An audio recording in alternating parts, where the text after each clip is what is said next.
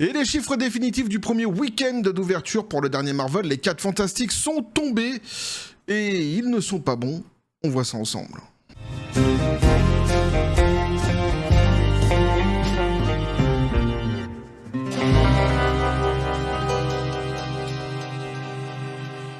Et donc les chiffres définitifs du premier week-end d'ouverture sont tombés pour les 4 Fantastiques et bien ils ne sont pas bons, ils sont pas du tout en tous les cas là où Marvel les aurait voulu. Petit café les copains.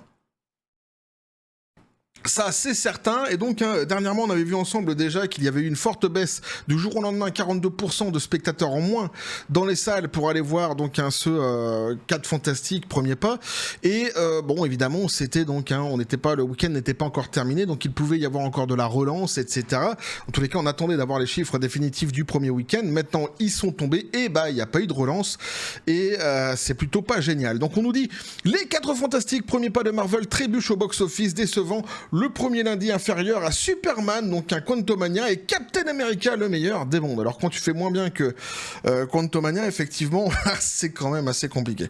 Les 4 Fantastiques, premier pas de Marvel Studios, donc a connu une période difficile avec ses premiers chiffres au box-office, sorti exceptionnellement tard le mardi 29 juillet 2025. Le film a rapporté 10,4 millions de dollars aux États-Unis, un chiffre qui suscite des inquiétudes pour Marvel, donc surtout par rapport aux récents films de super-héros et aux attentes du studio pour un fort rebond.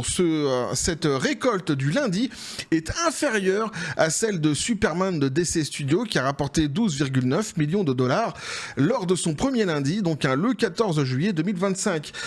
Plus frappant encore, elle est à la traîne par rapport à Ant-Man, donc Quantumania, le film Marvel de 2023 qui a sous-performé. Eh oui, qui a rapporté 14,28 millions de dollars lors de son premier lundi.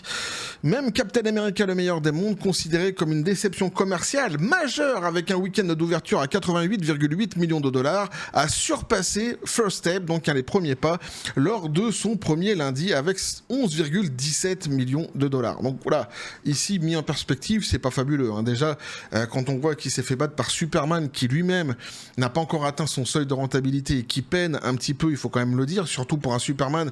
Évidemment, Warner s'attendait à davantage, surtout qu'ils avaient misé sur l'international. On avait déjà vu ensemble tout cela en recrutant James Gunn. Bon, ça n'a pas fonctionné, c'est un petit peu compliqué pour eux. Et ici, effectivement, il y a eu un très bon démarrage à la base, donc pour ceux 4 Fantastiques, et puis tout d'un coup, il y a une désertion totale, c'est-à-dire qu'en fait il y a eu un bon démarrage parce que tous les fans de la licence Marvel se sont déplacés pour aller voir ce film, mais le problème c'est que le public dit secondaire, eh bien lui ne s'est pas déplacé, c'est-à-dire en fait les familles, tout simplement, en gros, entre autres, ne se sont pas déplacées. Alors la publication tardive de ces chiffres parmi les derniers films à être publiés aujourd'hui suggère une certaine hésitation de la part du studio, peut-être pour minimiser la performance décevante. Premier pas a généré 117,6 millions de dollars aux États-Unis et 216,7 millions de dollars à l'international, derrière les 125 millions de dollars de Superman et ses 220 millions de dollars de recettes mondiales. 220 millions moins.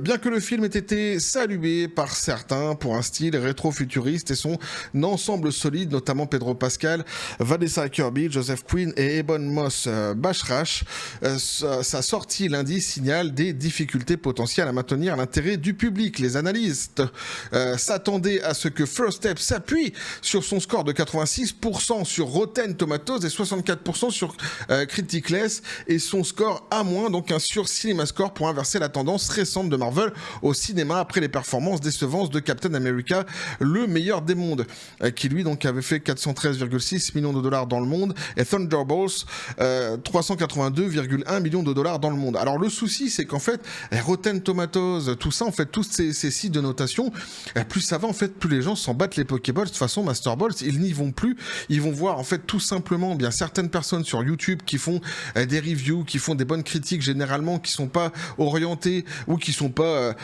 pourrait-on dire, achetés, puisqu'il y en a quand même certains il y en a beaucoup quand même qui sont très enclins justement à travailler pour certaines marques. Et oui, dans le YouTube Game, c'était évident.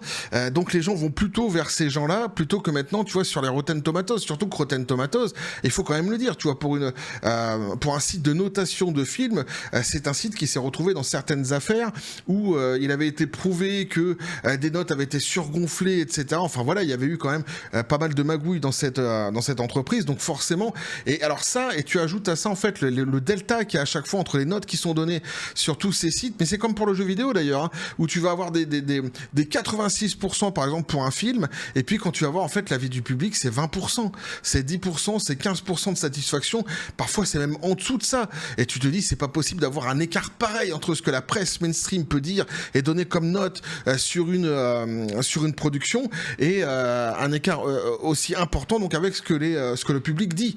Donc forcément tout ça mis en perspective, les gens se désintéressent de ces sites de notation, et tant mieux. Le mieux, c'est de te faire son propre avis, c'est certain, auquel cas, évidemment, parce que le cinéma, ça coûte très très cher, de trouver des gens sur YouTube, comme ça, qui vont te dire, qui vont t'orienter. Ah, d'abord, moi, c'est un petit peu ce que je fais ici dans mes vidéos, c'est-à-dire que j'oriente d'abord pour dire, voilà, le film, il va être comme ça, ou alors est-ce qu'il va être woke, est-ce qu'il va être politique ou pas, voilà, déjà, ça te donne une idée sur un film, et puis après, voilà, après l'idée que tu as eue par rapport à ce que j'ai pu dire sur une vidéo, ce que j'ai pu lire, puisque ce que je dis, c'est que du factuel, hein, ça te donne envie ou non d'aller te déplacer dans les salles de cinéma. Et puis sinon tu as aussi tous ceux qui font des reviews qui sont très très bons et qui sont pas du tout orientés idéologiquement et qui sont pas non plus des vendus. Et là aussi voilà, il y a des gens qui préfèrent largement attendre, hein. Voilà, le film il est sorti, je vais pas aller le voir tout de suite, je vais aller voir les reviews de mes youtubeurs préférés, et puis je verrai à la fin, je ferai une synthèse et je verrai si je me déplace ou non, parce que une fois de plus, ne pas aller à un mauvais film alors qu'il a été vanté comme un super film par des sites de notation comme ici Rotten Tomatoes, eh bien c'est faire des économies, et ça coûte très cher le cinéma. Donc tout cela est évident. Donc cependant, les chiffres du lundi laissent présager un week-end chargé, donc avec une baisse prévue d'environ 60%. Putain, 60% le deuxième week-end. C'est-à-dire que maintenant, il prévoit qu'il y ait 60% de moins encore pour le deuxième week-end, les copains. Ce qui pourrait donc rapporter 47 millions de dollars aux États-Unis. Plusieurs facteurs peuvent expliquer cette baisse. Le film a été directement concurrencé par Superman. Alors ça, oui et non, parce qu'en fait, c'est marrant, quand il est sorti, tout le monde disait c'est lui en fait qui va venir concurrencer Superman, parce qu'il est mieux, il est meilleur que Superman. Beaucoup ont dit cela. Moi, je considère que de toute façon, c'est pas parce que il y a Superman en face que il sous-performe. Typiquement, lorsque il y a un film qui est bon, qui a un bon bouche à oreille qui marche, même si t'as 2 films dans la semaine qui sont de super-héros, quand t'aimes bien les super-héros, tu vas les voir. Moi, c'est comme si que j'avais 2 animes qui sortaient, tu vois, dans la même semaine, ils sortent leur super épisode dans la même semaine. Je suis désolé, je vais voir les deux. Enfin, je vais aller regarder les deux, tout simplement. C'est pas parce qu'il y en a un qui est sorti, non, maintenant il va concurrencer l'autre. Non, je vais y aller. Bref, Superman qui a conservé un fort intérêt du public lors de son 3e week-end, en engrangeant 24,9 millions de dollars de plus. First Step a enregistré une baisse de fréquentation familiale 17% contre 21% pour les films de super-héros. En particulier donc dans la zone suburbaine et rurale, selon Intelligence. Alors 21% de films de super-héros PG-13, pardon, j'avais oublié de préciser. Quoi qu'il en soit, Superman, c'est vrai qu'il continue à performer, on va dire, sans être sur une surperformance aux États-Unis. Par contre, il reste en sous-performance à l'international. Le sujet n'étant pas Superman, je vais pas m'étaler là-dessus plus longtemps. Je reviendrai dessus sans doute dans le live du dimanche, hein. On en parlera ensemble sans problème, les copains.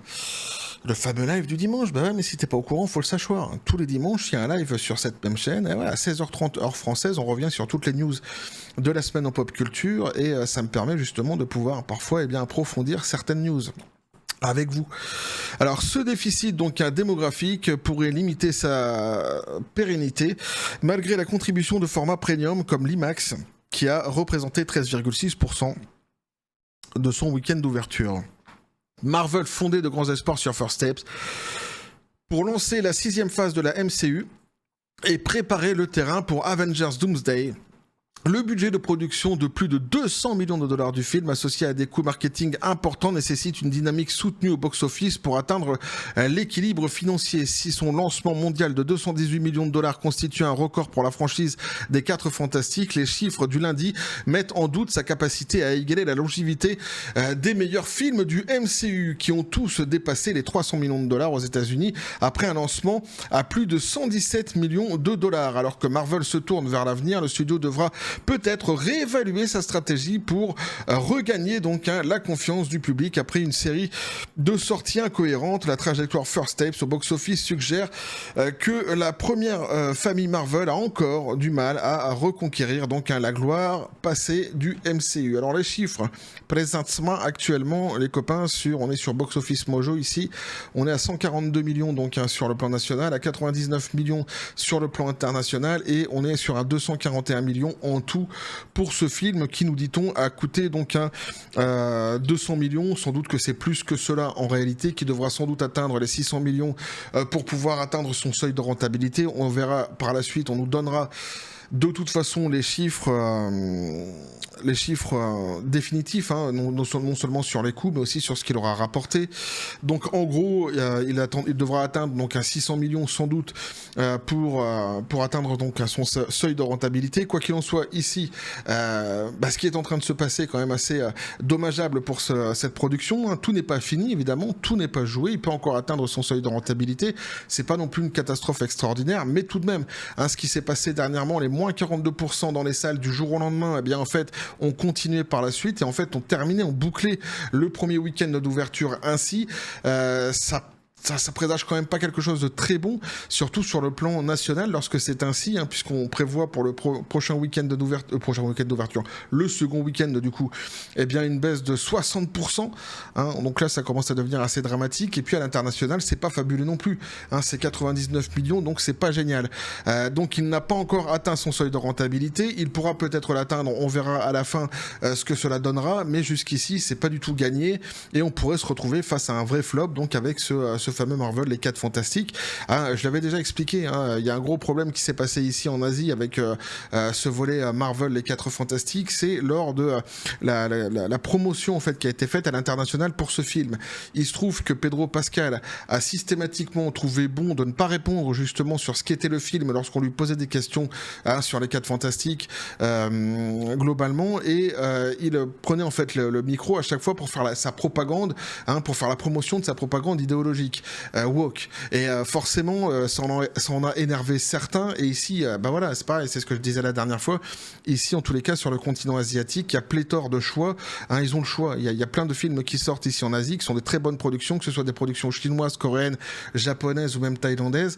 Donc, ils ont vraiment le choix hein, quand ils vont au cinéma. Et quand tu vois, quand t'es comme ça, quand t'es chez toi et que tu vois à la télé, bam, tu vois, promotion pour les 4 Fantastiques, c'est génial. Et que t'entends Pedro Pascal qui prend le micro et qui te raconte, nanani, voilà. Son idéologie woke, bon voilà, t'as les Asiatiques ici qui sont ils sont lassés de tout ça, ils en ont marre.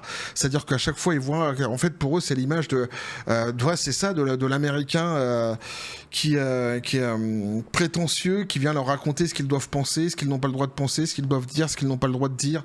Voilà, ça les emmerde. Globalement, ça les emmerde. Donc en fait, c'est dommage parce qu'ils s'intéressent même plus à savoir ce qu'il y a dans le film réellement et ils se déplacent pas. Voilà. C'est aussi simple que ça, ils se diront peut-être que je le verrai un jour ou non, c'est ce que j'avais dit déjà dans la précédente vidéo, mais je le répète ici, puisqu'on constate que les chiffres à l'international n'ont pas décollé, hein, et en Asie surtout, donc voilà, quoi, c'est comme ça.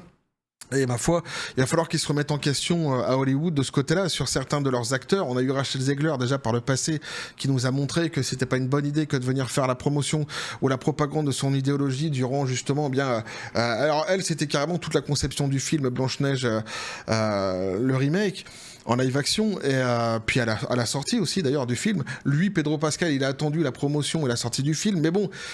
Ah, on commence à avoir l'habitude, il y a des gens qui ne veulent pas entendre parler de politique dans le monde du divertissement, point.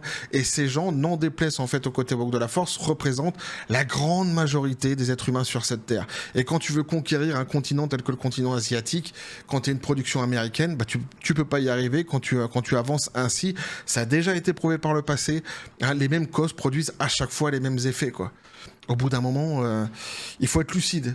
Il faut être lucide. Bref, voilà ce que je peux vous dire là-dessus les copains, on verra ce qu'il en sera, on va suivre ensemble ce qu'il en est de ce fameux film, s'il finit par atteindre son seuil de rentabilité. On aura les chiffres exacts sur vraiment combien il a coûté. Aujourd'hui on nous dit 200 millions, d'autres disent plus, 250, 300. Bon voilà, on va se dire qu'il lui faut 600 millions vraiment pour être rentable, peut-être moins, peut-être plus, on verra, on va se dire, on va se mettre cette fourchette-ci jusqu'à ce qu'on ait les chiffres exacts. Quoi qu'il en soit, on va continuer à suivre tout cela ensemble. N'hésitez pas donc à me dire ce que vous en pensez dans les commentaires, à vous abonner si le contenu vous a plu, activer la petite cloche pour les prochaines notifications, les prochaines vidéos qui vont arriver, à balancer un like, à partager la vidéo. Vous avez tous mes réseaux sociaux qui sont dans les descriptions des vidéos aussi les copains, n'hésitez pas à venir vous abonner à ces réseaux sociaux, c'est gratuit, ça ne mange pas de pain et surtout ça fait la promotion de la chaîne, donc n'hésitez surtout pas sur ce les copains. Je vous dis comme toujours, la John Spartan, paix et félicité, pistolet à prout, c'est à toi.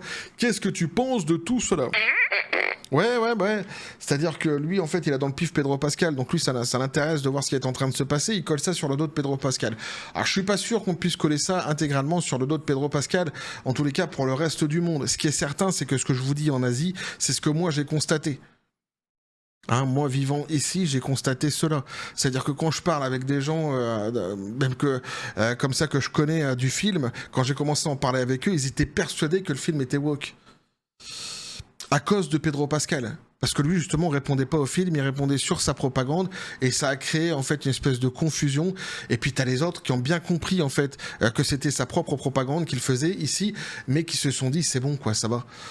Marre d'avoir, en fait, les leçons qui sont données toujours par les Américains, par les Occidentaux actuellement. Ils en ont marre, en fait. Ils en ont ras-le-bol. Et comme j'ai dit, ils ont le choix des films, donc ils choisissent des films qui sont pas politisés, qui les divertissent. C'est aussi simple que cela. Bref, on va continuer à suivre tout cela sur cette chaîne, toujours dans la joie et la bonne humeur, et que la force soit avec vous.